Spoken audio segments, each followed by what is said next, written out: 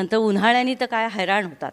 पण ह्या छोट्या छोट्या हवामानाच्या गोष्टी, पण तिथे मात्र 12ही महिने 30 ते 35 फूट बर्फ, वाऱ्याचा वेग ताशी 60 ते 80 किलोमीटर, काही फुटांवरचं दिसत नाही, chill brain, frostbite, memory loss, weight loss, या सगळ्या गोष्टी आपल्या सैनिकांना फेस कराव्या लागतात.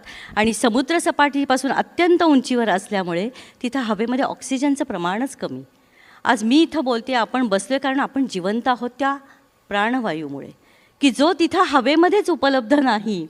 आणि मग ते ऑनरी कॅप्टन बानासिंगजींशी बोलताना जो आमचा संवाद झाला, मग थिअरी आणि प्रॅक्टिकल ह्याच्यामध्ये जमीन आसमानाचं अंतर असतं.